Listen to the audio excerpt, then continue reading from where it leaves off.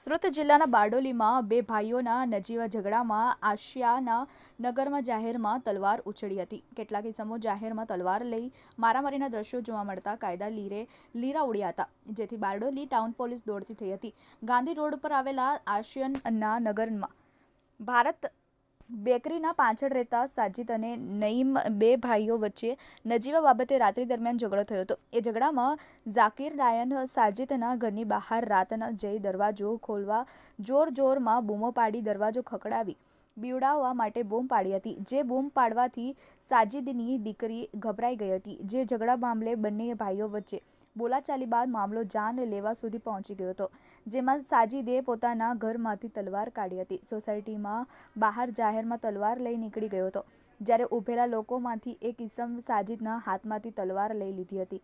જે બાદ સાજિદ અને ઝાકીર બંને હાથોથી લડવાનું શરૂ કર્યું હતું. આ ઘટનાની જાણ બારડોલી ટાઉન પોલીસને થતાં મોડી રાતે ઘટનાસ્થળે પહોંચી હતી અને તલવાર કાઢનાર સાજિદ નઈમ રાયનને ઝડપી આગળની કાર્યવાહી હાથ ધરી હતી. હવે બારડોલીમાં પણ તલવાર અને ચપ્પુ જેવી ઘાતક હથિયારોથી વાર કરવો એ સામાન્ય થઈ ગયું છે. અગાઉ પણ આ જ રીતે એક યુવાન ઉપર આ જ વિસ્તારમાં ચપ્પુ વડે હુમલો કરવામાં આવ્યો હતો.